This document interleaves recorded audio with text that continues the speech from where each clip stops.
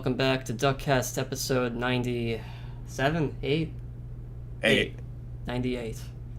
We're talking about Better Call Saul as a whole since it just ended, or not just ended, it ended, I think a week ago, a little over a week ago from our recording date. Yeah. Reminiscing. And I pitched doing this episode because Better Call Saul essentially started at the same time DuckCast did. Yeah. A couple uploads before episode 1 of DuckCast was me reviewing the first episode of Better Call Saul. So it's very interesting to look back at that recording versus this one, just how far we've come since. I was half paying attention there. Did you say that we started when the show started, or started it's some like what? Basic a couple videos before the first episode of DuckCast and the Brigade. A couple videos before it is me reviewing episode 1. Gotcha. Okay. So yeah, wow. It's like yeah, like DuckCast and Better. We'll outlive Better Call Saul. Get fucking. But like also, Better Call Saul. I hate that AMC logo's on your background as if we're promoting them as well, or as if we're a product from AMC. As much as I hate AMC right now.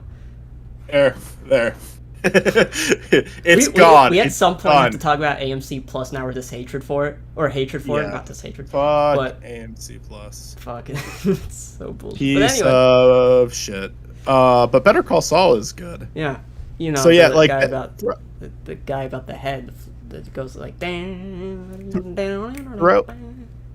throughout this entire show, I feel like there were two shows that we talked about pretty fucking consistently. Maybe more so in the older days than for one of them. Stupid Mario Bros. And Better Call Saul, I would say, are the two that kept coming back up.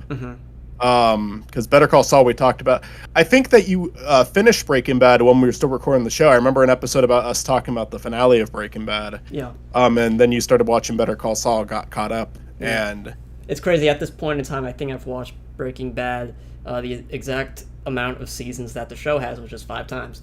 Yeah, I did what I did in between the wait for season 6, like in the gap between part 1 of season 6 and part 2 of season 6, is I rewatched every season of Better Call Saul, and then I skimmed Breaking Bad just to watch the Mike and Saul scenes. I skipped everything else because I know the show. I was just like, I just want to see anything with like Walter and Mike that might be good to remember. And that was a lot of fun to do, honestly. Just seeing those two after what we've seen in Better Call Saul, just how they were in Breaking Bad.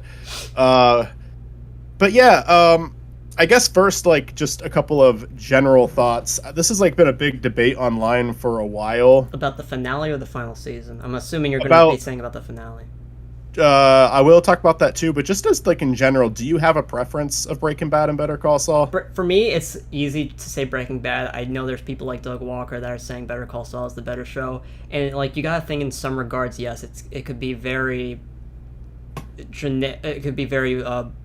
black and white for some people probably, but like I think it really does depend. But for me, I think that a lot of the characters and the pacing and everything was just better in Breaking Bad, whereas visuals and not to say that even characters are bad in Better Call Saul, I just feel like they did it better in Breaking Bad, or just like as a whole, it's just I don't know. I can't put into articulate words there, but I definitely read some reviews about Breaking Bad versus Better Call Saul, and I tend to agree more on the Breaking Bad side of things. It just makes more sense to me, and I kind of agree with it. I've hit a point where I'm comfortable with calling Better Call Saul, Breaking Bad, and El Camino the same show. Where it's just enjoying that universe. So I don't really care about declaring a winner. I think Better Call Saul is a lot more artsy. I think it has the characters have a lot more depth. There's way more to Jimmy McGill than there is to Walter White. But I think Breaking Bad is a significantly more entertaining show. Better Call Saul is a show that rewards you for being patient. Breaking Bad is a show that wants to entertain you every single episode. But Better Call Saul shouldn't be any other way. So even if you do like one over the other, I think both shows do what they needed to do perfectly. So that's why I'm okay with just kind of saying it's like one big universe that I love. Excluding Slip and Jimmy. I have to watch that someday. That's going to be really funny. I watched one episode because they said Chuck was in it. I was like, I want to watch the one with Chuck in it. I'm And it was the curious best about episode. that. You love the show since then.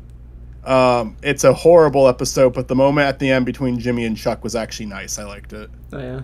But the episode itself, I hate it. But there's like a nice little moment with the two at the end of the episode where I'm like, oh, that's sweet. Jimmy makes him kill himself. But when the show was announced, I'm like, oh, I like the funny online videos that they put out sometimes. I'm sure I'll like this. And then I just heard stuff about like who is the target audience for this, because it has like two different tones and doesn't really know what to do and to focus on whatever the tone they want, and it just makes me feel like I'm about to watch The Room or something along those lines, like something so funny. That one episode I saw seemed like it was a children's cartoon. Yeah. Like yeah, that's a perfect way to put it. What is the demographic? I don't think there's a single Breaking Bad or Better Call Saul fan where this would be like in their interests. It's so far off. Like I can see like the visual cartoonish style of it. Like it could be ironic if the writing is fine, but from what I hear, even the writing and everything, it just feels like a kid's show and not so much like, because Breaking Bad and Better Call Saul are very adult shows. You know, they're about drugs, they're about violence, they're and it just feels like AMC put some. I doubt Vince Gilligan and Peter Goldgood. I don't know how to say his last name, but I doubt that they had any sort of hands-on power over the show. I feel like it was just 100% AMC. They had nothing to do. Yeah, they had nothing to do with it. The writers on it were not involved. I'm pretty sure the writers were not involved in either shows. And from what I've read about it, it definitely shows. It's a shame. It looks. I'm sorry. It was just like they didn't have any like voice actors from the shows ever make cameo appearances or anything, right? I don't think so, but wouldn't that be hilarious if Bob Odenkirk was just voicing the kid version of himself? I feel like they had the idea to do this like with Bob Odenkirk or whoever, but they were like, man, we just don't have the budget because they did not have as enough creative energy or creative confidence in this project at all, so they just didn't do it. I will say one of the only nice things I've heard about the show is that the person who voices Jimmy actually did a really nice job. Mm-hmm. But the only episode I watched doesn't have any dialogue in it. Because the Chuck episode is a silent episode. Uh-huh. So yeah, I never heard him talk once outside of the trailer, which I don't remember. That's funny.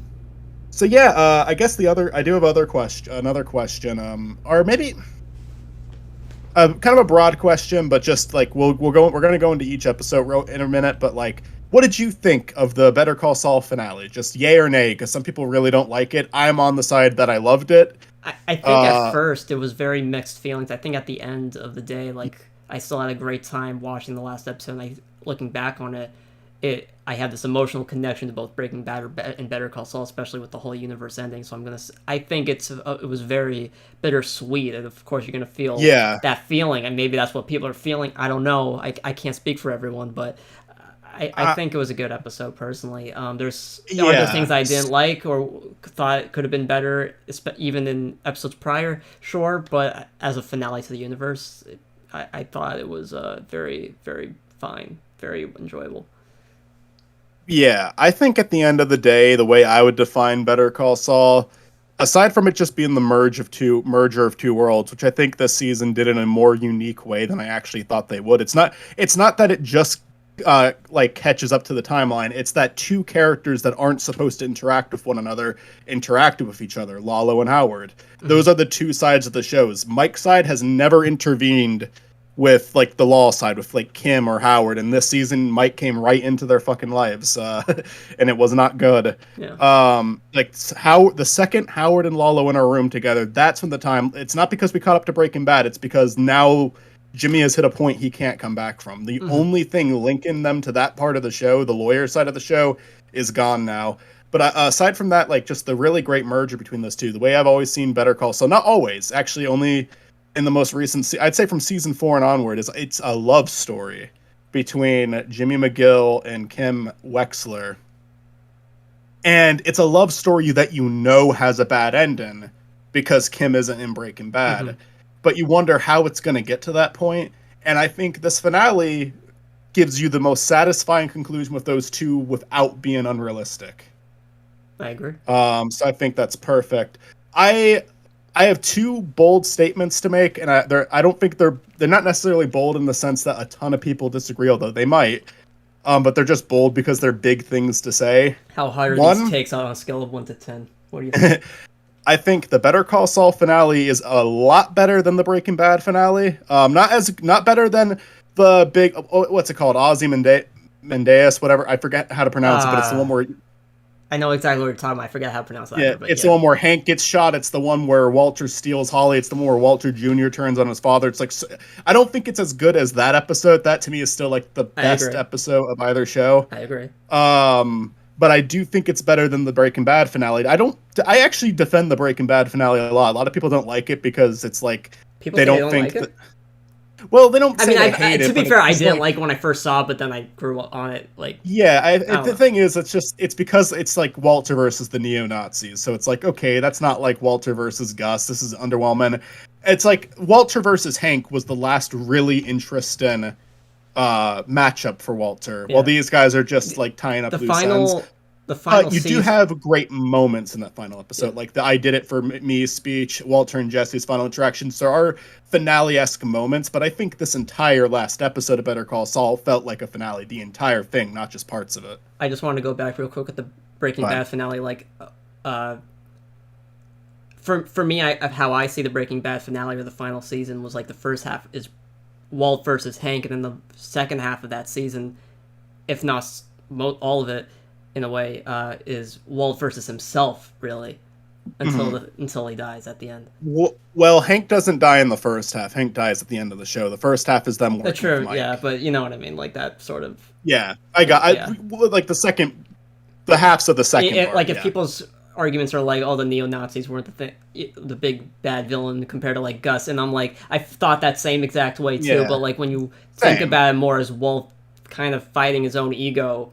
But by the end of the show, even though he's sort of, I don't know, he's kind of selfish in the end of the show anyway. At the same time, but he still kind of acknowledges everything and kind of, just brings everything to a more solidified light in front of his own face. I feel like he tackled himself more. But what were we saying here?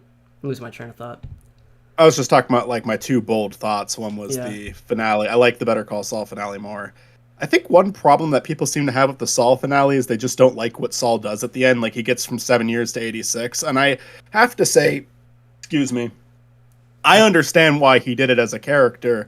Now, I'll also say, if I was in a situation, I don't think I would do it. I do not think I would like trade the rest of my life away for that. That's a horrifying thing to think about. Granted, I wouldn't do the things to get in his shoes, so I don't have the experience to say that.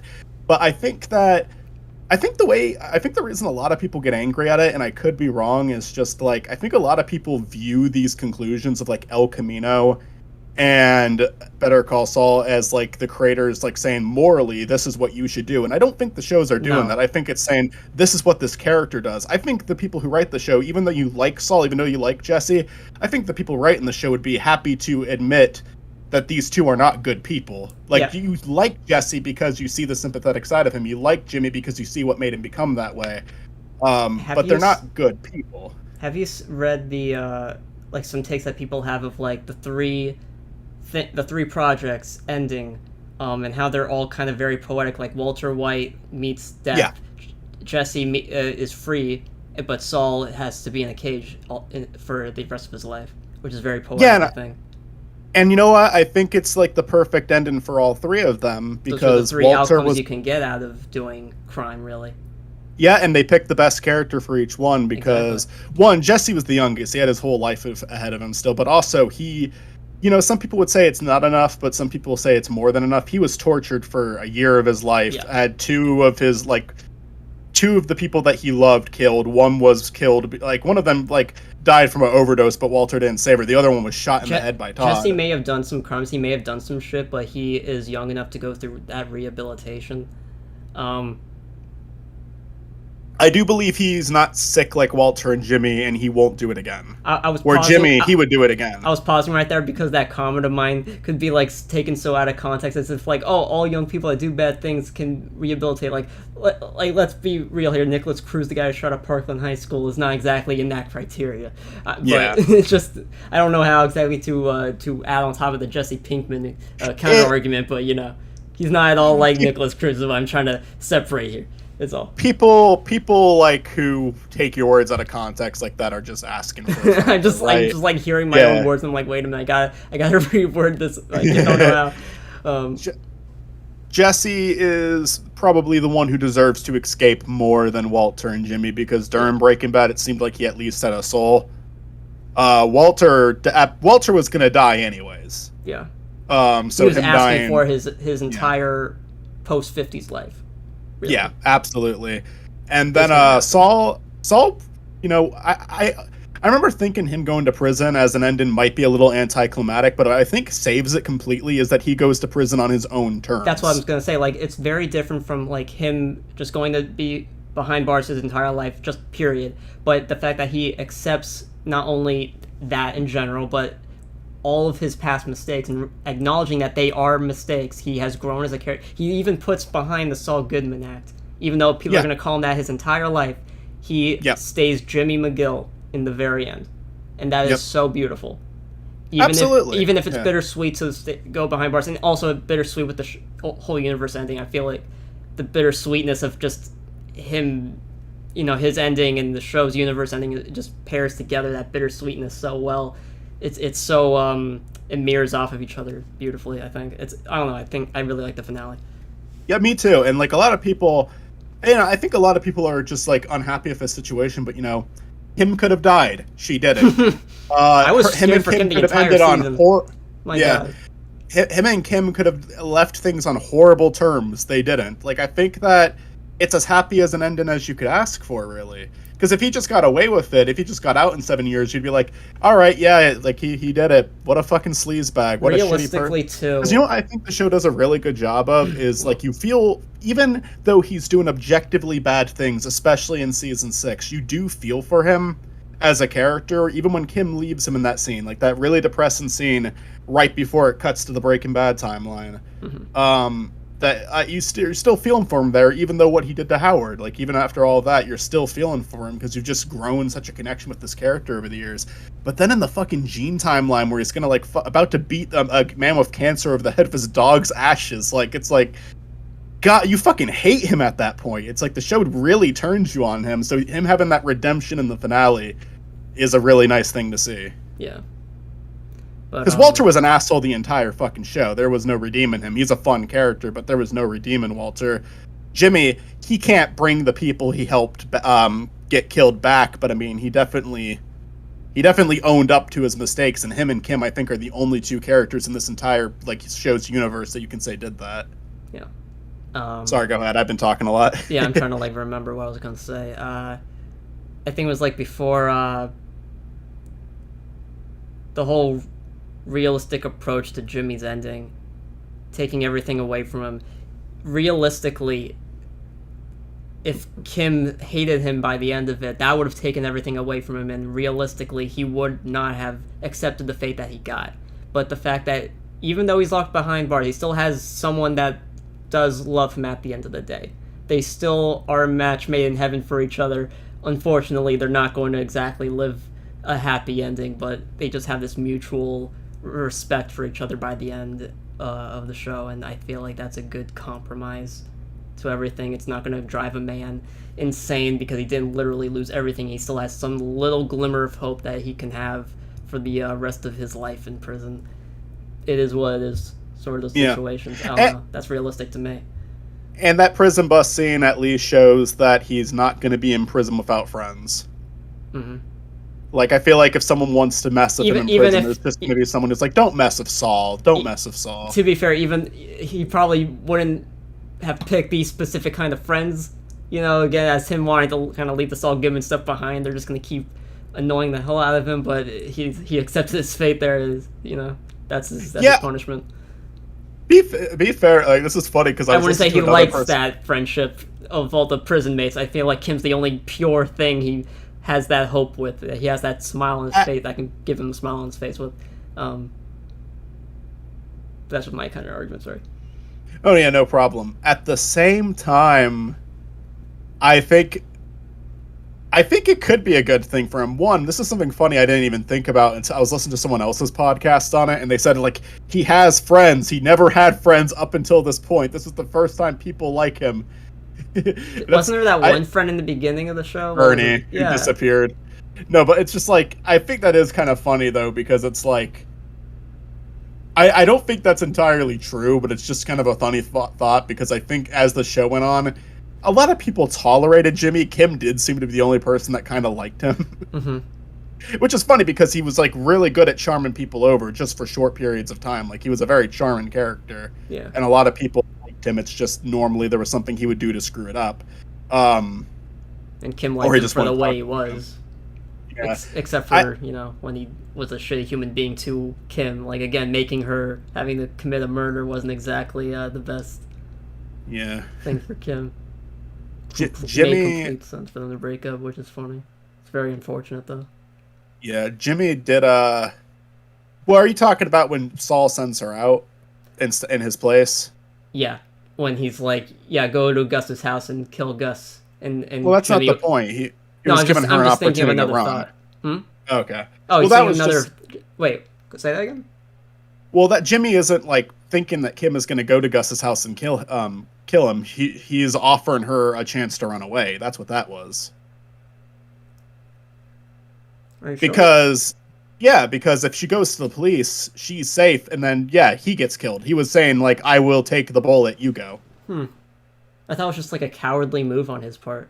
No, and that's what he was offended by. That episode was like that whole scene was a sign of his love for Kim and Kim's love for him, where he told her to go because she can go talk to the police right away and she's safe. Jimmy's expecting her to do that and is expecting to get killed. He thinks that, like, he basically threw his life away for Kim.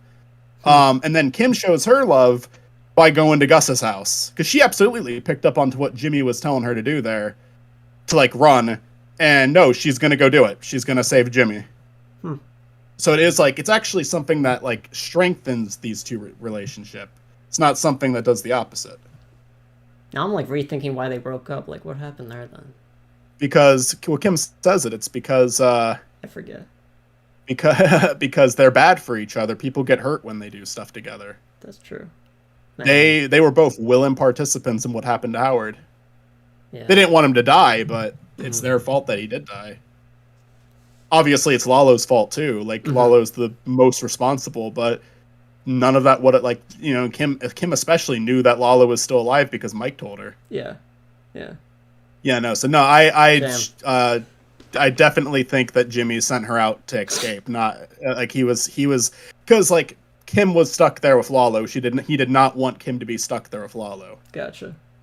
I was just thinking of, like, the name Slippin' Jimmy. It's like, oh, he slipped out of that one, huh? No, seriously, just rewatch that scene, and I think you'll see it. I think you'll see what I'm talking about. Yeah. So anyway, my other bold take, because I never got to the second one, and then we'll start talking about the episodes. I think Kim is my favorite female character in television history. After this season, probably. I think, like, for a male character, like Jimmy, Mike, like, they're both pretty high up there for me. Hell, I like Chuck and Howard a lot too. It's my favorite male character is probably, like, BoJack. Because that's another show that I'm obsessed with. But yeah, I think in terms of female characters in television, Kim Wexler is probably my favorite of all time. She was just such a fascinating character to follow throughout the whole series. I remember in the first season, I wasn't, like, against, like, for or against Kim. I just wasn't sure what to think about her yet because it was so early in the show, And then by season 2, the part that really made me realize that I liked her is it's after Howard moves her back to the mailroom. There's just this montage of her trying to get, like, another big case for HHM. So she can kind of, like, build herself back up. Kind of redeem herself in Howard's eyes. And it's just, you see how fucking hard she works. Like, it's just like the scene where it's like, yeah, she's just as fucking hardworking and dedicated as Jimmy. And then when you have these two brilliant minds working together, they pull off shit like they did with Howard. They're not using their powers for the right thing, but oh my god, these two could, like, the shit these two could accomplish if they just weren't assholes. So yeah, I think she's my favorite. In terms of favorite character on the show, I'm not sure. I don't know if I'd say she's my favorite. Saul and Mike have a pretty high stand in there. I don't know if I put Mike that high. Like, I don't dislike Mike. I just don't think he should be that high up on my list personally. He is for me, but to each their own. Yeah. Jimmy and Kim are definitely up there for sure. They're definitely like my favorite couple in a TV show. Mm-hmm. It's the most realistic, I feel like, too. It's not so gushy and all that, Oh yeah, and like when they have a moment like the whole time, just like it's very appropriate. And when they have a moment like that, it's earned. I swear, like in the first couple seasons, like really throughout most of the show, they don't have a lot of intimate moments, but that is like a realistic relationship. My favorite scene between them two, like the two, is like is a scene where their relationship is falling apart. Actually, it's the Something Stupid montage where they have a line in between the screens showing like them living their life separately and how they're grown apart from one another. Mm-hmm. And that's a really lovely scene. I'd recommend looking that one up on YouTube after this. Just I forget that. For me, it's still the toothbrush scene early on in the show when they move in together is still really cute to me. Oh yeah, I like that one. Yeah. And that's like a sad scene, but it's just the beginning because that's when they rekindle things after that. I had an idea for a joke video, and I even messaged you about it, where I was going to play that song, do the line for the screen, and show Lalo and Howard, and someone beat me to it. Someone else already did it. Shit. It was like kind of an obvious idea, I guess, but it was going to be my second Howard AMV. Yeah. I love all the stuff that came out of that one scene. Like, I remember first seeing it, and I was like so shocked and so emotional, and then, of course, the internet had to come into play, and you got that Pixar video of the deep fake Howard and everything, and oh my god. I did mine. I had one. Oh yeah, what did you do again? The Eggman one, right? Yeah. For Spiny Norman. Yeah. That was fun. Oh man. I can't wait to see more finale memes. Like, so far I like the one with like Skylar. Wait, let me find it. It's the shut up one. Yeah. Yeah. Where the fuck is it? I think my favorite finale meme so far, it's kind of hard to say, but it just cracked me up. It's just the shot of Jeffy in prison saying, "Meanwhile in Omaha." It was just like, he's the new Huel of the show, because in Breaking Bad, it ends with Huel in the safe house, so people made jokes he's still in that safe house, but then this Better guy's Call waiting Saul... for his mom. Or waiting for Jimmy. But then it better... He's just the waiting. mom just forgets him there. But then Better... Wait. Come on, dude. Oh, it doesn't... The stupid fucking green screen. Wait. Shit. Yeah. He's just there, dude. He's just waiting. Like in Better Call Saul, though, they finally gave an answer what happened to Huel, so they confirmed he's no longer in the safe house. Yeah. He went home. But now we can say Jeffy's still at the Omaha station. His mom just like fell over and couldn't get back up, so yeah, he's stuck there. That life alert, yeah. The life alert, like they were just like, all right, she already got her call. I also love the one with Marie that you sent me of about her husband being buried in the desert among rocks. And then you just have like a quotation bubble with a mountain in the background of Hank in the ground saying, "Jesus Christ, Marie, they're minerals." That's the only good thing that came out of that arc of the show. I swear to God, the arc where that's one of my least favorite parts of Breaking Bad, where Hank is just obsessing over minerals for some reason. I get it. It's like the point is like he's afraid of the DEA at this point. He's like upset about what happened to him. He's being there's a lot going on in his head during that part, but just like the fucking Jesus Christ, they're minerals. Like, I'm glad that we got good memes out of that, because that was such a boring part of the show. What'd you think of seeing Marie in the finale, by the way? I was happy to see yeah. That caught me off guard completely too, like, because I was like thinking just maybe that panning shot of like this woman with some guy. I'm like, wait a minute, the back of her head looks very familiar. She turns around, she doesn't look like she aged at all. You know what that did for me though? Like the way that you're right, it doesn't look like she aged at all, but like also that scene gave like just that one shot gave me so much anxiety when I saw it when she turned around like, oh god, this is gonna be uncomfortable. And also, Saul, Bob Odenkirk, and I'm just gonna say the character's name, Saul and Marie, have never had a scene together ever. Oh yeah. And we have that one scene of them in the interrogation room with the lawyers and everything, and she's just like letting her feelings out. The final person that she hasn't talked to yet for closure about her husband, Saul, is just so perfect to me.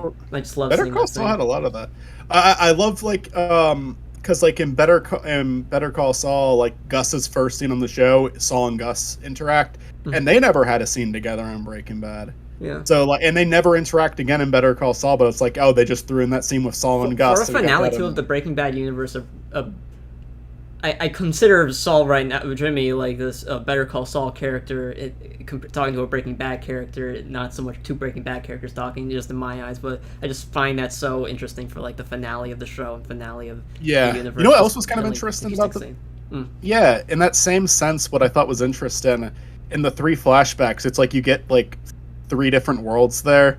Mike, it's Breaking Bad and Better Call Saul. Walter, it's just Breaking Bad. Chuck, it's just Better Call Saul. It's just the perfect tingling sensation of a classic crossover feeling, crossover episodes of shows. You know, but it's funny because this is all in one universe, so it's funny. It's really funny.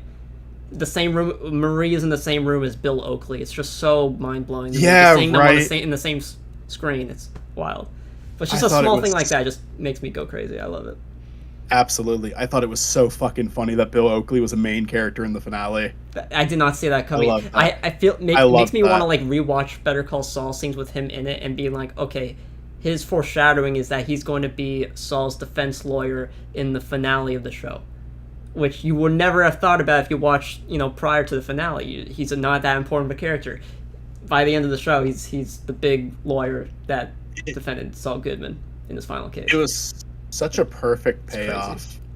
And they're so like good at taking advantage of these things because they always say that when they're writing the show, they don't know where it's going next. Like they always write themselves into holes so they can write themselves out of it. Yeah. Like when they had no idea that they were going to kill Howard off. They had no idea that they were going to make Bill Oakley lawyer. But they're so good at like referencing what they've already done and like saying, okay, no, it would be perfect to do this because of this. Yeah. And how cool would it be to be that actor? It's like you just come in like every season just for a quick funny scene and that's it, and then they're just like, yeah, so we have this one scene for you and then you're going to be a main character in the final episode. Like the scene that stands out to me from Better Call Saul is just like him going to the vending machine, him getting 2 bags of chips, going to sit down on the bench with his paperwork. He opens both bags and he just like with both of his hands eating while sorting through paperwork, like very unorganized and messy in a public space like that, and like he's the guy he's the big lawyer in the final episode. Like what the fuck? It's just so funny to me. It's hilarious. I love how that's like such a characteristic of him that he's always juggling things. Yeah. Because you have this shot of him getting out of his car. He puts a donut in his mouth. He's like holding all this shit and trying to answer his phone.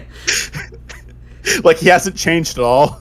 Yeah, he's the one character from what I read about from other people, and I kind of agree. Like he's the one character that kind of doesn't get the best ending because, like, sure he may have gotten a lot of exposure, but it's not exactly the right like. He was just kind of put there for the job. He went through all these things with flying out to another state and coming back and whatever. But Jimmy did most of the talking in the trial anyway, so Bill didn't really do anything. He was just there as a clown. He was trying to get withdrawn from the case. Yeah, like he just had his whole entire time wasted. He didn't get any exposure pretty much, I think.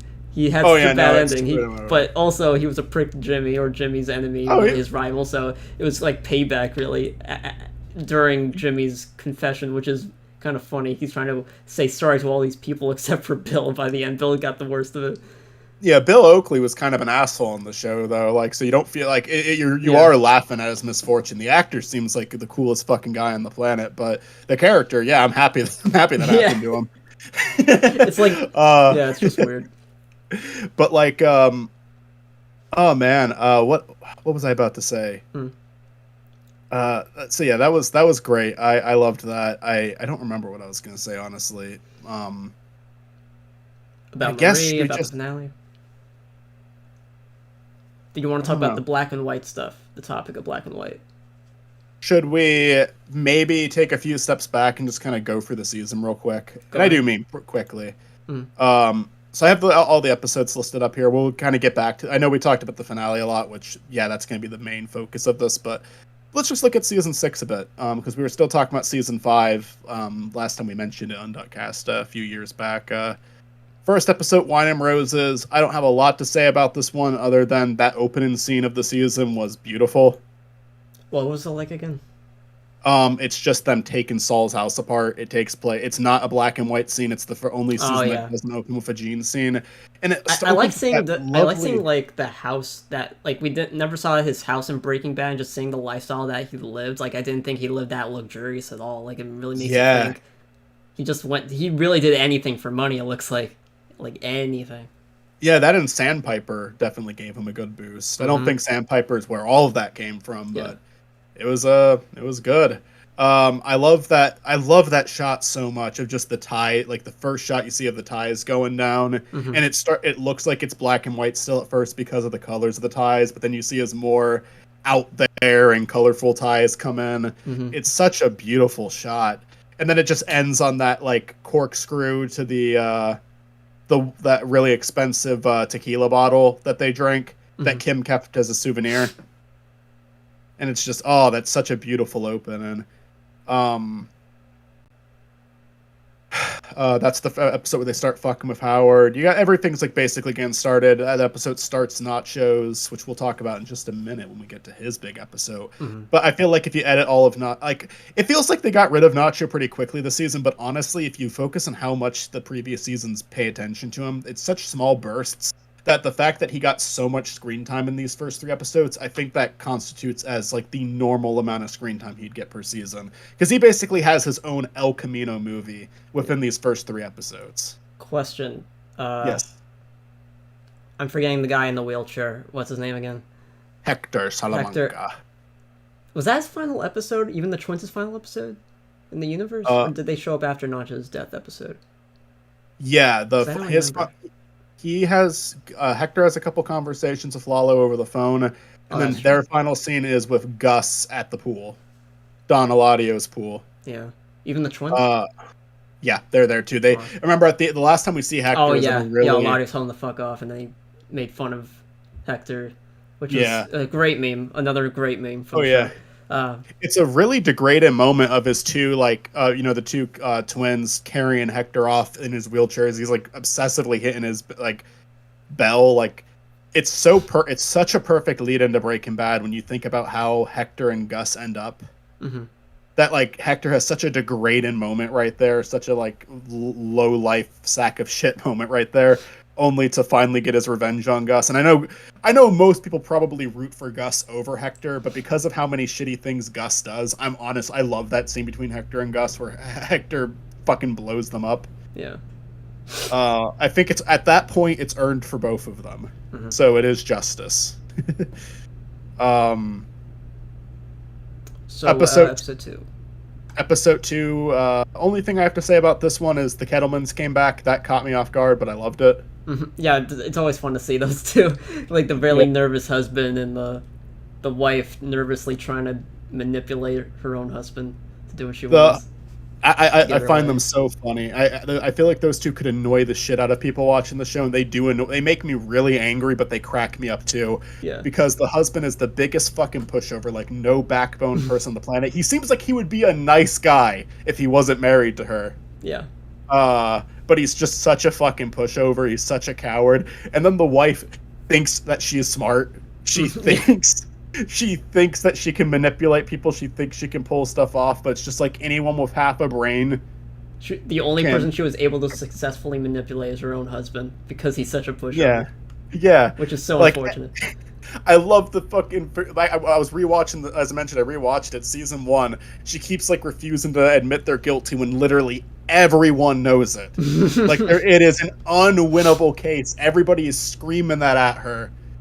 And it's just like, no, she would rather get Craig sent to prison longer. Rockin' a Hard Place, Nacho's final episode, beautiful. Yeah, I did not see that one coming, but it was It was perfect. It was great.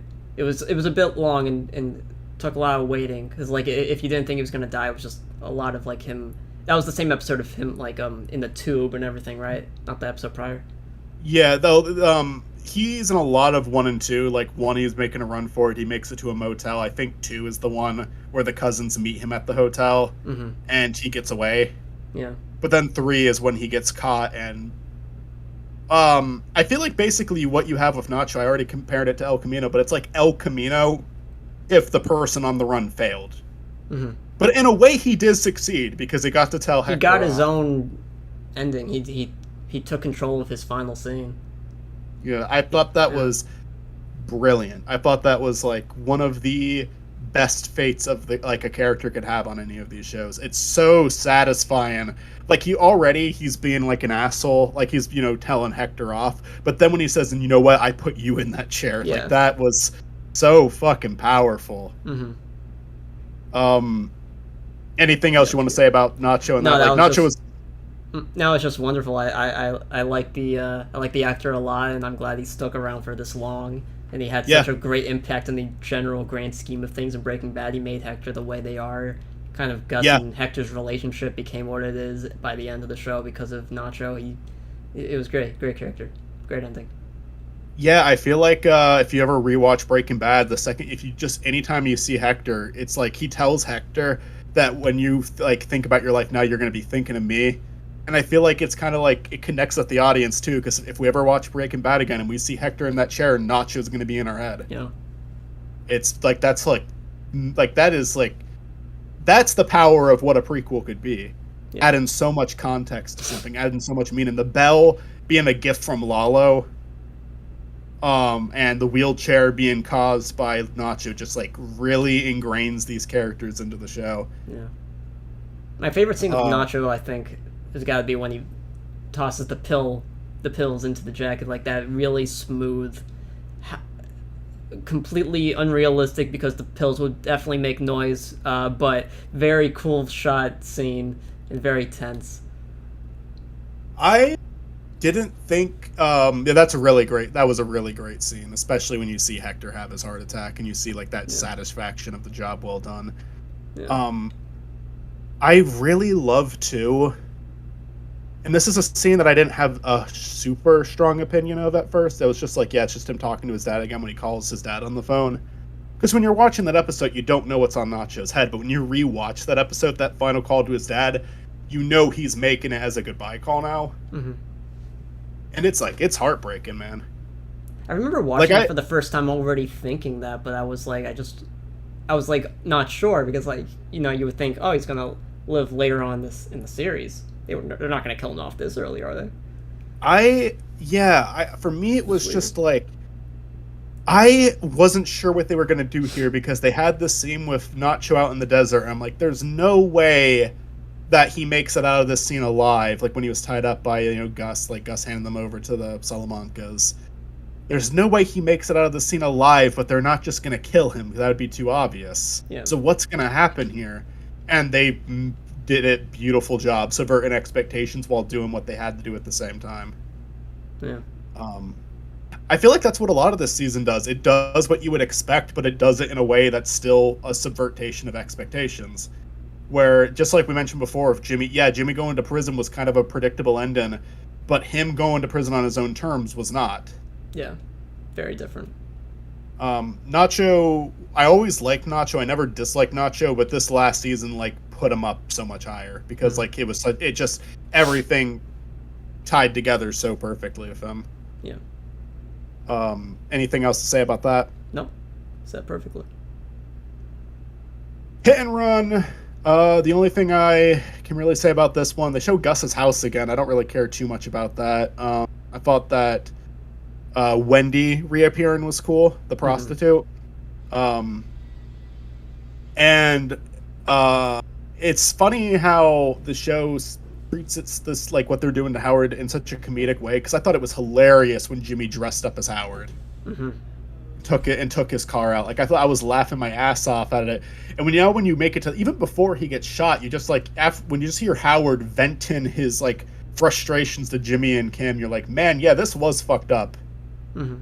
Like, Howard did not deserve any of, like, he obviously didn't deserve to get shot, but he didn't deserve what, like, they did to him either. I think this only happened to him because he recovered from Chuck's death and Jimmy didn't, so Jimmy started fucking with him. Yeah. And then because Howard said something bad about Jimmy, Kim was, like, thinking of all the times Howard's made her upset. So it's just, like, it's just so fucking petty. I feel like I have a lot to say about Howard, but I guess we'll get to that in a second. I don't know, anything to say about Hit and Run? No. Yeah, early final season is very just, all right, general Better Call Saul. Like how we said before, pretty much second half of the season is when every episode gets pretty memorable, honestly. Yeah, it's a very slow burn to one of the biggest payoffs of the entire show. For sure. Black and Blue, the boxing episode, I thought that was fun. Yeah, I didn't expect it at all, but it was fun. It was a good time. Yeah, good scene. Axe and Grind, we started getting a little bit more Lalo. Lalo disappeared for a few episodes, but I think he was in Black and Blue, Axe and Grind, and then a decent bit of Plan and Execution. And Axe and Grind, he goes and finds one of Warner. Do you remember Warner, the German yes, yeah, architect? He finds one of his men and kills him. And he's getting more information on that secret lab. And Sadie, say knock it off. What the fuck? I don't want to get up and calm her down. I'm just hoping she'll stop. What a bitch. Anyway. Hey, watch your mouth. I felt so bad for Warner's wife. Just getting manipulated like that. And we don't really know what happens to her. Some guy just wanted out for revenge. Yeah. She could have died, but they don't say for sure that she did. Yeah. And then Plan and Execution. Here's where we get to the golden episodes. One more scene, the plan, like, finally come into place, what their plan, because you don't even know what their plan to fuck with Howard is. Yeah. Oh my god, she's so annoying. I could barely hear it, it's fine. But, okay, that's good. That whole episode, just all of his peers and colleagues just thinking really differently of him and thinking he's a drug addict and all this shit is so sad. And how the episode ends, how the halfway season ends, it's I remember everyone was being like justice for Howard and flashing forward to the finale. I'm so glad he eventually got that. Thank God. It was a pretty good finale in that regard, relate to Howard. But during that time when the episode came out, holy shit, it was messed up. It was fucked. It's so sad. Yeah. I feel like we have an even sadder scene in Point and Shoot, which we'll get to in just a second, but like it's just so undeserved. What I want to say about Howard, because a lot of people are saying like Howard was the only real one. Like Howard absolutely, I always liked Howard as a character. I thought he was always really interesting. What I do find interesting is a lot of people kind of act like we've always loved Howard. Howard was always great. No, you didn't. No. You thought he was a douchebag at the start of the show. And he was kind of a douchebag at the start of the show. He wasn't as big of a douchebag as Chuck, but he was a douchebag. Here's what I love about Howard. In the first 3 seasons, there is someone who can be a bit of a dickhead. I do think he's kind of a dickhead in those first 3 seasons, even when he's like, you learn that he isn't the one who was holding Jimmy back. That was Chuck. Mm-hmm. But he, just some of the way he treats Kim, the way that he he's a bit high and mighty. Like there is like a douchiness to him. And then when Chuck dies, I think that's a turning point. In season 4, you don't see Howard a lot, and when you do, he has insomnia. He can't sleep. He's miserable. He feels responsible for Chuck's death, which is another horrible thing that Jimmy let Howard take the fall for, because it's Jimmy's fault, not Howard's fault. And I think Howard genuinely becomes a better person over that course. Like, Jimmy sees Howard as he's going through this horrible time in his life, and he, actually takes pity on Howard that season. But then in season 5, when Howard, because he went to therapy, because he actually talked about how Chuck's death affected him, because he actually took proper steps to move on, something that Jimmy was not willing to do, he came out better. He not only was doing better himself and happy again, even though he had some problems at home, he was doing a lot better, but he was being a more thoughtful person too. He genuinely wanted to hire Jimmy with his job offer that we make a lot of memes about. That's a meme that's dead forever now. Yeah. When Jimmy wants, there's just a lot of scenes of him being a way more considerate character from that point on. Yeah. Like there's that one where they're about to get the one with the rant meme where it came from, or was that an earlier season? Which rant? You know, the Jimmy. one where like he's like chasing him down the fucking courtroom halls. Yeah, it's season 5. That scene where Jimmy just really doesn't care about what Howard has to say at all. Yeah. Even though he has a great point. And like here's the thing, like Jimmy was being nice to Howard in season 4 because Howard was suffering. But then in this, like, now that he is seeing that Howard is doing well, that makes Jimmy so fucking angry. So he starts throwing bowling balls at Howard's car. He sends the prostitutes in. He has that outburst. And then Kim, after Kim and Howard's interaction, Kim realizes she wants to fuck with Howard too.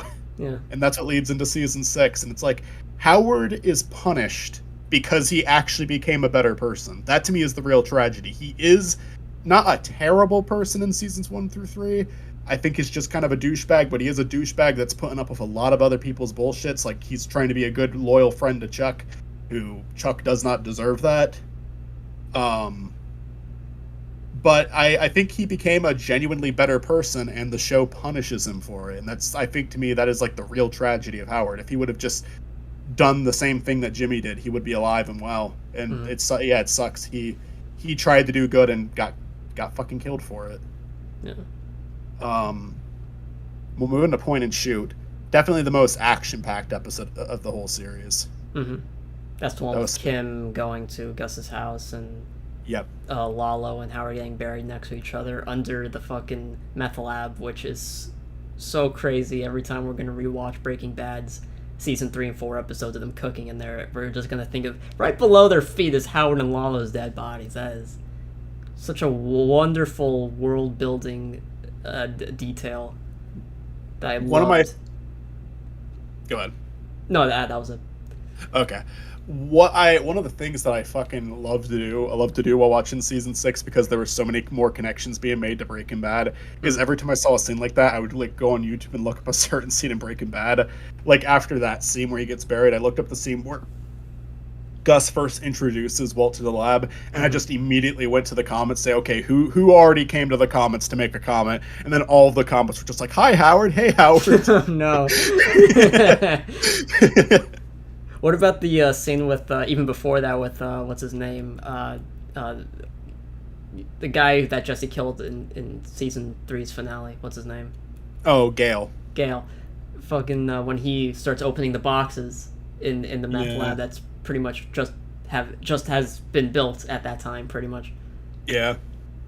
He's right below him. That's crazy. Oh, yeah, it is crazy. Yeah. Also makes me think just like the spot where Gus cut what's his name's throat, and his blood spilled into the vents below. Was that around where the dead bodies were buried? Like, it makes you think even more about that. I mean, look, that certain spot in the meth lab. Maybe. Bottom line is a fair number of people have died down there. True. But I'm saying, man, in that specific spot, there's only a certain, like, hole where in the meth lab, in that floor there. My guess is that they're buried under cement because they don't want anyone. Oh, for sure. I just mean, like, right up... I don't know. My theory is Gus, like... A coincidental thing is Gus kill that guy in season 4 right above Howard and Lalo's graves, which is perhaps really fucking fucked up. I love that final shot of like Mike just staring down at Howard's body, like depressed, like another innocent person killed by him, and it's like it leads into such a good moment for Mike and the next episode, Fun and Games. It's just like this. Mike is so different in Better Call Saul than he was in Breaking Bad, because he's a lot more like willing to talk back to Gus. He's a lot more like trying to believe that he can be like still on the better side of morality while doing this. Like, yeah, he's a criminal, but he's not a bad criminal. It's what he told I think his name was Pierce, that one guy with the freaking baseball cards, that he's met crooked cops and good criminals, and I think he so badly wants to be a good criminal. And this is just another thing reinforcing that he isn't. Yeah. And then in Fun and Games, we have the scene where he goes and talks to Nacho's father and talks about justice. It just gets completely told off. Mm-hmm. Such a sad character. Going from, like, talking back to Gus to just being his his right hand man pretty much in Breaking Bad, just like that transition. I Yeah. just remember watching that part of Better Call Saul and just thinking like, okay, how did he get from this to that so seamlessly? Because he had Yeah. such a backbone in Better Call Saul. Yeah, I love how their final scene together, Mike and Gus, is Gus like telling, I forget exactly what he tells Mike, but it's something that Mike doesn't like. But it's the first time Mike just chooses not to say anything and moves on. It's like, okay, he's done. Yeah. He's just gonna listen from now on. Such a tragic episode. Fun and games, really great one. It's a finale. It's basically Mike and Gus's finale.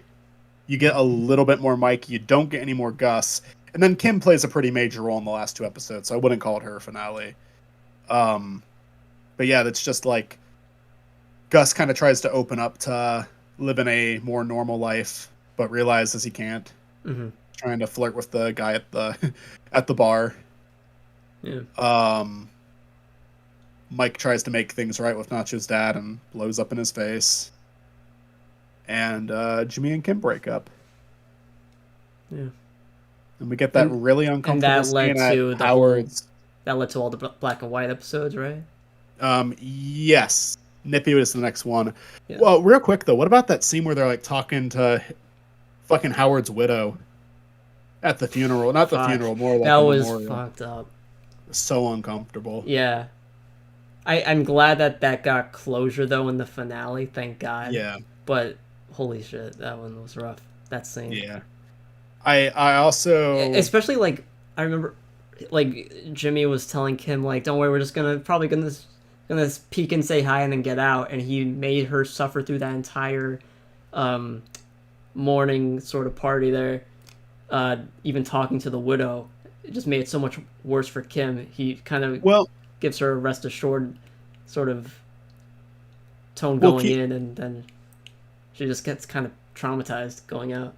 Well, keep in mind with Kim, I actually think Kim's the one who does the worst thing in that scene, because Jimmy kind of like, when they talk to the wife, she kind of spins it in a way where like the wife feels even worse, but they clear their names better.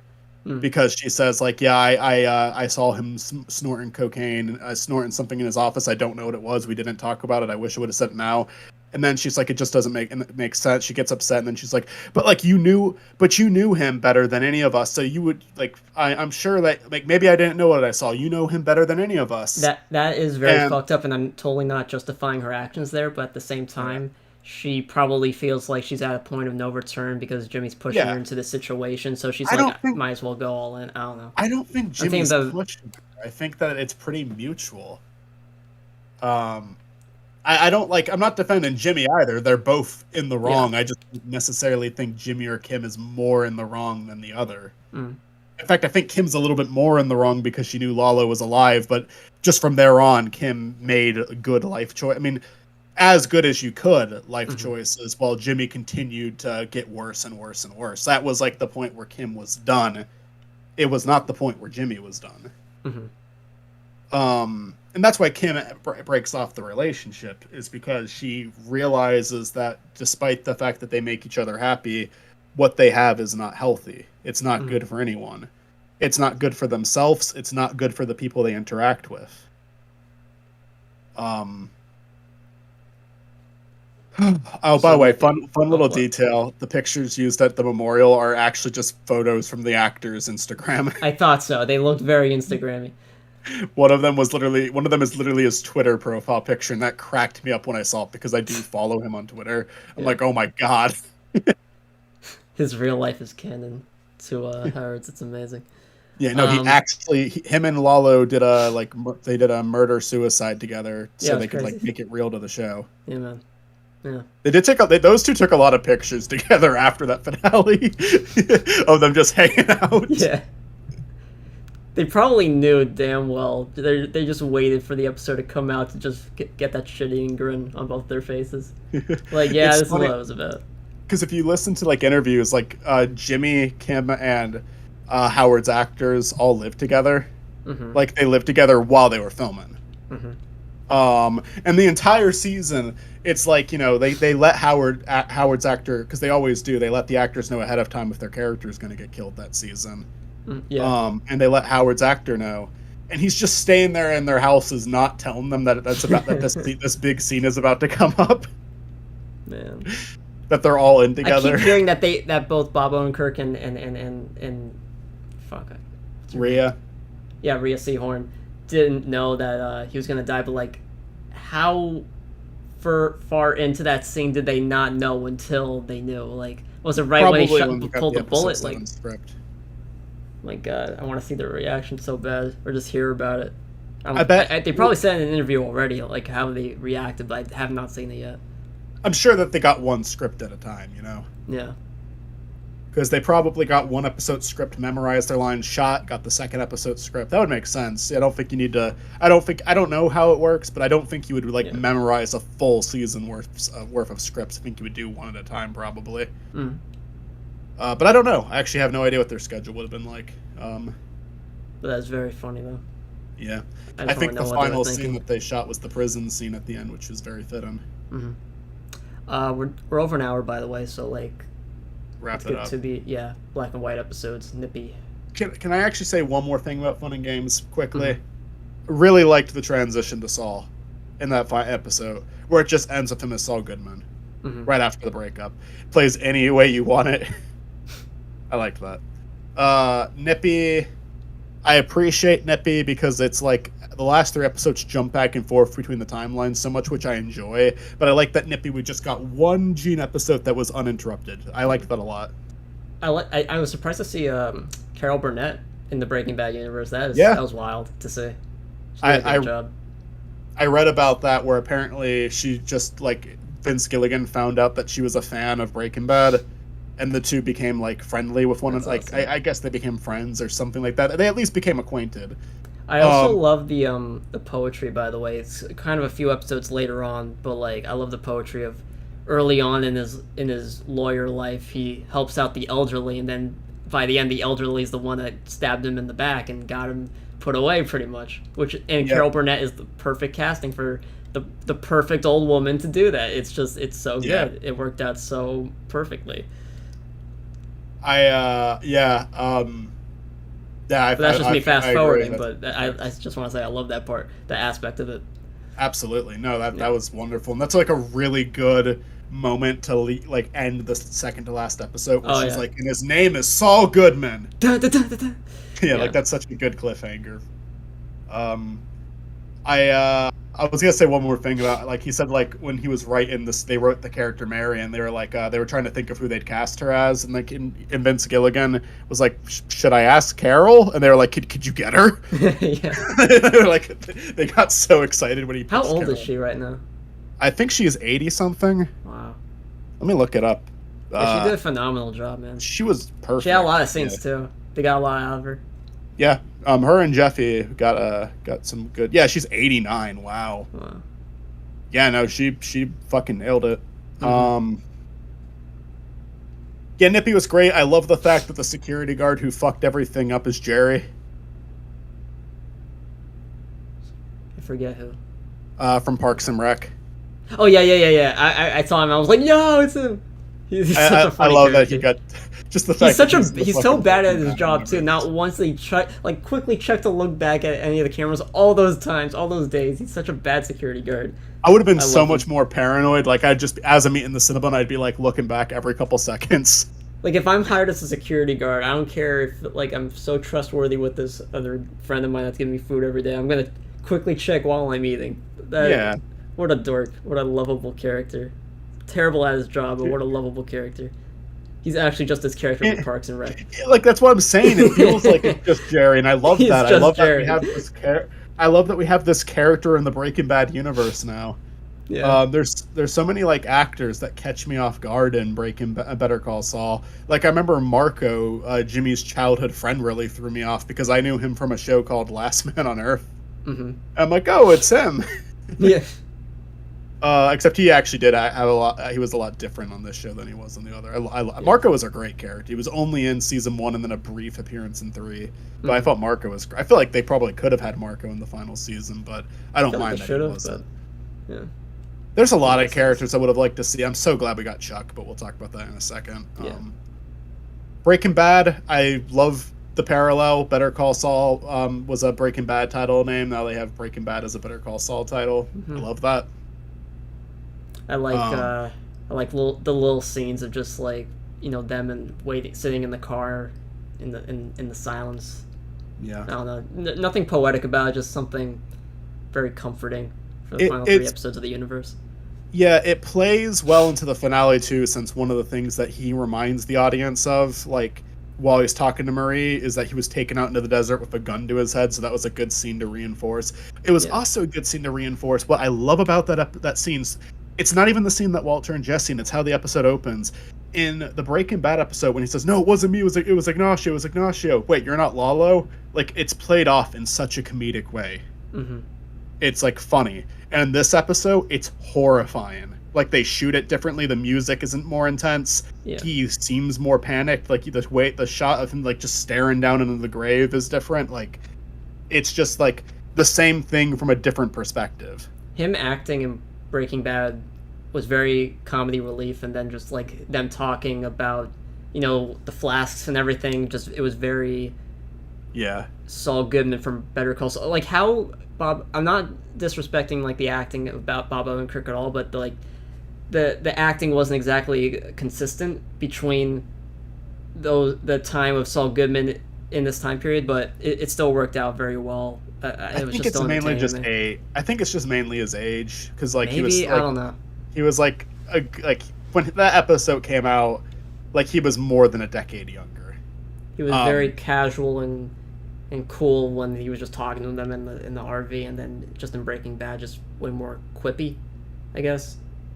I feel I don't know. I guess I didn't notice it too much, but I hear you. I don't know. It's a very unique problem though, but I don't have any problem with how everything worked out at the end. Yeah. I would rather he would be in it than not in it. The one that I couldn't look past is Jesse. He is not even remotely close, because the thing is, everybody in that show was an older person except Jesse. Mm-hmm. So Jesse, like, then bringing Walter back, I think Bryan Cranston was able to go right back to Walter White. Like, it doesn't seem any different at all. In fact, I think he did better in Better Call Saul than he did in El Camino, mainly because they got him a better bald cap. Yeah. For Better Call Saul. He also had that thing on his head, but if you're talking about the finale episode with the bald cap. Yeah. Oh yeah, he was not. Apparently, there was behind the scenes footage. He wasn't even wearing. Yeah, he wasn't even wearing. Yeah. But like, I think funny too, because like that one scene with Jesse and Kim in the second to last episode, I think it was. He looked young. He looked thinner. Maybe it was you were saying at one point CGI. Maybe so what deep faking. I don't know. But I think it's a combination. Okay, sorry. No, go ahead. I think it's a combination of 3 things. One, he's wearing his season 1 outfit. Like, he's wearing, like, these really big clothes. That's something that he stops doing in Breaking Bad, but at the beginning of Breaking Bad, he's wearing these hoodies that are, like, way too fucking big for him. So they put him back in that hoodie. 2, yeah, I think they did do a little bit of CGI edit into his face. Maybe I'm wrong, but I felt like we did also talk about the fact that the lighting was a bit darker as well. Maybe that's another factor. I think it was darker so they could hide imperfections. Yeah. I thought the scene with them, with Walter and Jesse was fine. I liked it, but honestly, my favorite one comes from Waterworks, which is the second to last episode where Kim and Jesse. That was just it was probably the most fan servicey scene of the entire show, but it was so. Not only was it just great fan service seeing these two worlds collide like that with Kim and Jesse talking, but also they still found a way to kind of make it fit with the episode. When he asked the question, "Is he any good?" and then she says, "He was when I knew him." Yeah, it really reminds me of it just kind of seems like one of those lines that would be out of one of those black and white movies they always watched. Like really melodramatic, but it just fits so well. I also just like. Taking away the fact that it's Jesse Pinkman's character, just her talking to this character in front of her ex-husband's place, like just seeing what happened to her ex-husband, talking to his new people. Really, it's just so unsettling. Like this is the kind of people he's gonna work with now, and like he used to be such an upstanding guy. He helped the elderly, even though he conned them technically, but he was helping some pretty cool people, that very innocent people. Now he's just helping scumbags. And example, Jesse Pinkman. This Yeah, I still think what he did to Irene is more evil than anything he did in Breaking Bad. No, but like, fucking yeah, it's kind of interesting too because it is the cutoff point. It's him cutting off with Kim and before he works with Jesse. Yeah. But this is how Jesse learned to Better Call Saul, so it's this connecting moment of the two worlds. It was also like that final kind of moment of them in the same area as each other before they see each other many years later, and just like Jesse Pinkman's this way that she remembers her ex-husband, like just the kind of people that he's going to be surrounded by for the next couple of years. It's very sad. Every time she thinks of him, she's like, oh, his life went south like this. Then hearing him on the news about with Walter White and everything, I'm sure it was so much worse. Yeah, for sure. So fucked up in that time. I guess before we get back to the finale, which we've already talked about a good bit, but I have a thing or two left to say about it. You wanted to talk about the black and white? It's a very... It comes down to personal preference, really. I know a lot of people online, like, some like it, some don't. For me, it's very 50-50, I guess. Like, at first, I didn't really... I think we both agree, both of us have talked about this, during the finale it would have been nice if it, like, at some point slowly faded into color in one part in the end, maybe. But at the same time, how it ended, I don't really think anything should have changed, I guess. It all worked out fine. But something, maybe something about the black and white I just didn't understand fully, and maybe other people don't either. Whatever it signifies, I guess. A lot of people say it signifies like a time where his life had color and a time where it doesn't. Yeah. And I like that take. Yeah, and I think that some people might argue like, oh, well, then it should have come back with him and Kim. Here's the thing. It did a little bit, and this is a very minor detail, but when they light the cigarette, it lights up red. Yeah. I did not notice that on my first watch, so that, I think, was their way of doing it subtly. They didn't want to just like have it fade. I kind of respect that choice. I did agree with you before, and I still understand that mindset of like maybe the last scene could have been in color, but I think there's just something kind of like nice about the subtlety of it. It was also bittersweet at the end. The tone worked anyway with the bittersweet feeling. I think that scene with them in a cell, like in that like holding fire with the cigarette, was that little light, little bit of glimmer of hope. Like I said before, just Kim really. But that's all his life is just going to be a bunch of black and white with this little glimmer of hope in his mind of Kim every now and then. That's probably what it signifies right there. That's my take. Yeah. There's another bit of color that you see in one of the Gene scenes. You know which one I'm talking about? Yeah, when he's watching the Better Call Saul clips and his reflections in his glasses, you see the color of the commercials, but everything else is still black and white around him. Yep, exactly. So that was a time full of color and fun, and not so grim for him. Yeah. Yeah. Yeah. I guess. The more we talk about this, the more I side with like black and white. It's probably it was fine. I think more people, maybe hopefully, if they hear this and think about that, maybe they'll consider it to be cool. I don't know. I don't even really want to argue with most people who didn't like the finale, because it's just like there's a side that I understand and there's a side that I don't like, where it's like I don't even want to argue with them because I don't. You're not even saying anything that makes sense to me. The side that I think is reasonable are people who are saying like, yeah, that was probably the way it should have ended. I don't know. I was hoping for something else. That to me is understandable because of how much of a bummer the ending is. We'll always feel that way with any ending of any universe, of any finale of any show, honestly. There's always going to be that headcanon of what could have happened.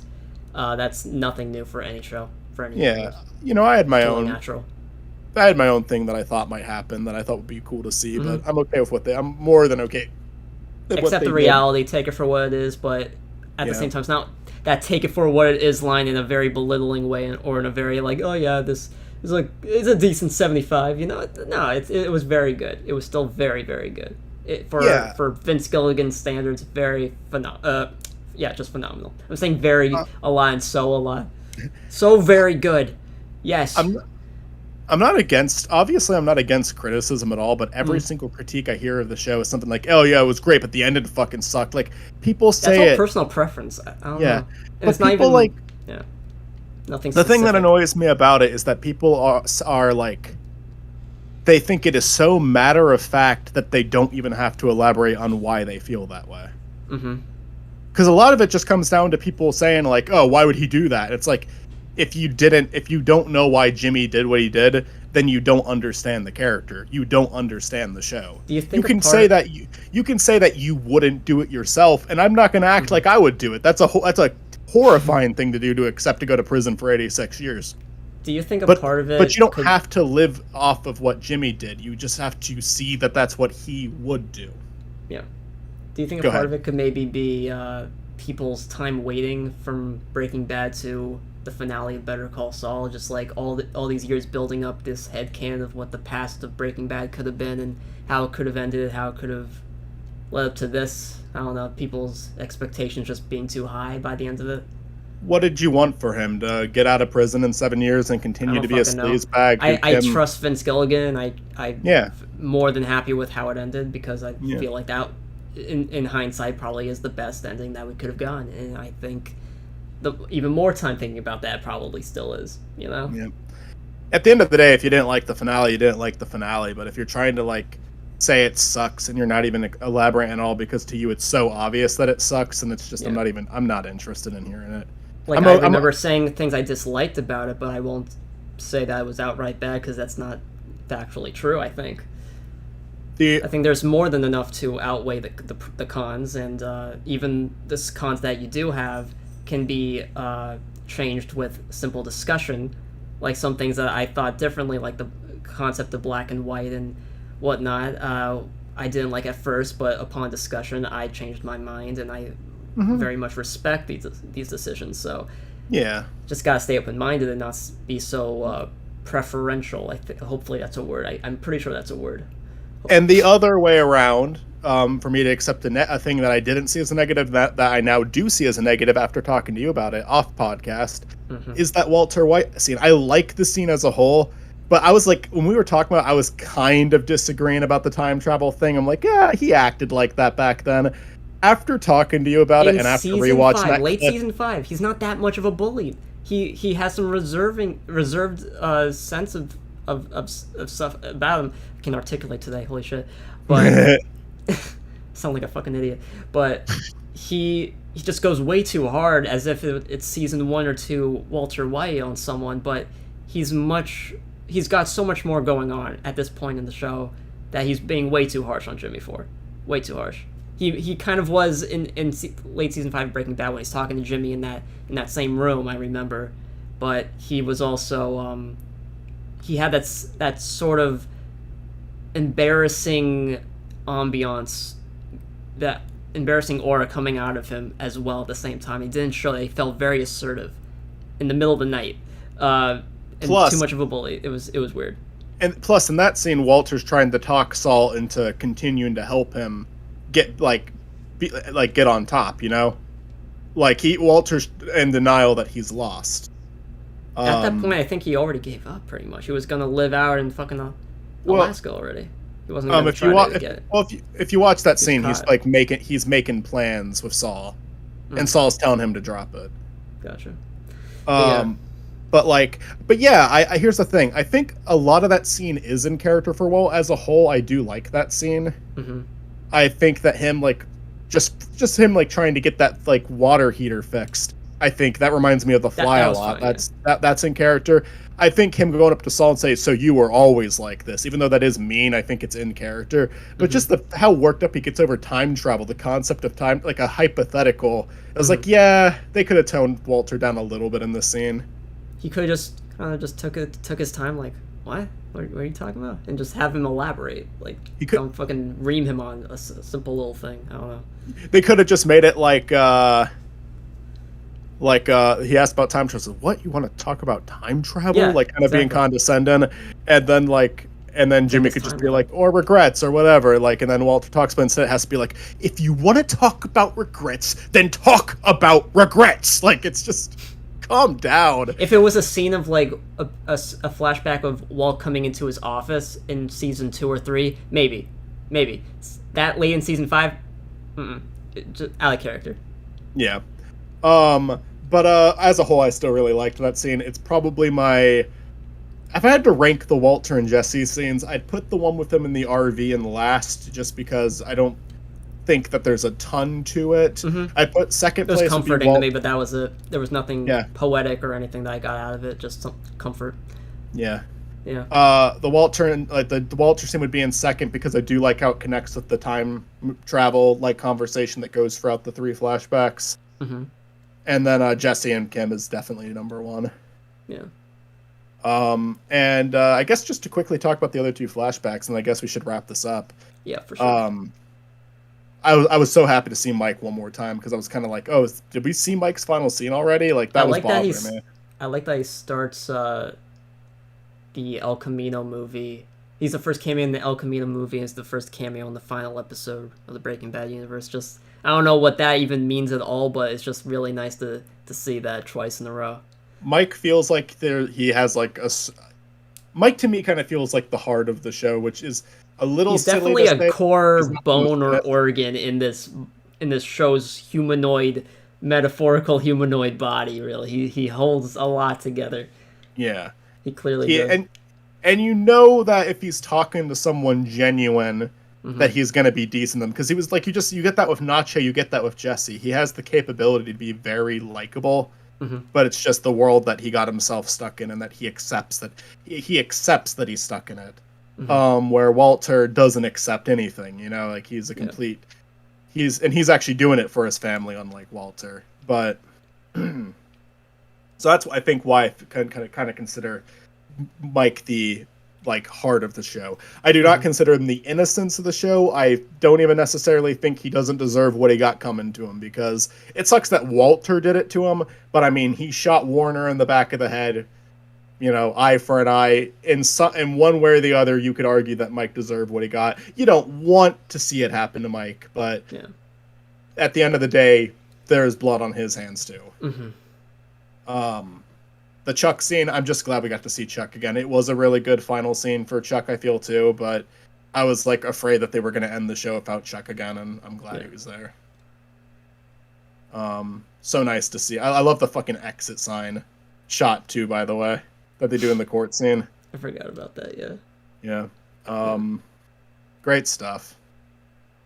Yeah. Oh, one more behind-the-scenes detail. Tell me what you think about this, because they shot the ending in 2 ways, and I think that they went with the correct shot, but there was a shot where Kim does the gun thing back to Jimmy, and then one where she doesn't. And they went with the one where she doesn't. I think that was the right call. Me too. I feel like it would have been silly if she did it back. When I first saw it, I was like, why isn't she doing it back? I was like, but I accepted it pretty quickly after that. Over time, I'm definitely accepting of it. I think, of course, you would have some... hesitation to do it back, I guess. I think it's just like and I also think that it's like the way Jimmy does it doesn't even feel gross to me, because it kind of just feels like a reminder, just like a friendly little gesture. But then for Kim, it would almost be like gloating about what she did to Howard. Yeah. Because that's when she did it. The context she did it in was like fucking with Howard. So it was a very pensive, like... I think it would have been gross if Kim did it back, so I'm glad that she didn't do it back. But I think it's fine that Jimmy did it, because it's just kind of like a reaction to it's like season 5 ended with Kim doing that to Jimmy, and season 6 ends with Jimmy doing it to her. I think it's poetic. Great show. One of my favorites of all time. I did a top... Yeah. I was going to say, I still put Breaking Bad over it, going back to that discussion, but that's just me. But Better Call Saul, fun time. It always just depends on what mood I'm in at this point, because I think both shows do different things perfectly. I made a top 10 shows of the decade list recently, not recently, like a year or 2 ago, and my top 5 was 5 was Better Call Saul, 4 was It's Always Sunny, 3 was Community, 2 was Breaking Bad, and 1 was The Simpsons. No, not The Simpsons. BoJack Horseman. Mm-hmm. Simpsons would have been a way different decade. And the only thing I'm going to take back about that ranking is I would now put Better Call Saul higher than It's Always Sunny. Yeah. I haven't seen something yet, but yeah, probably. Probably makes sense. I think Community's still a little higher up for me, but but very different shows to compare. I mean, to be fair, we're talking about the first half of Community and the second half, which are two completely different topics for this late in the show. But yeah. Better Call Saul had consistency. Mm-hmm. I will say I probably like the later seasons of Better Call Saul than the earlier ones. Not to say that they're bad, but I think there was just more I got out of the later seasons. I don't know if you got that same vibe.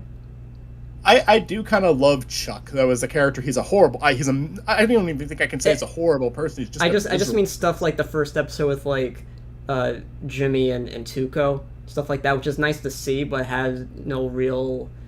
For me, I didn't see any like foreshadowing or anything. It's what gets him involved. It's what gets him involved with Nacho, and that comes back. Okay, fair enough. Yeah, it was fan servicey for sure, but I liked it.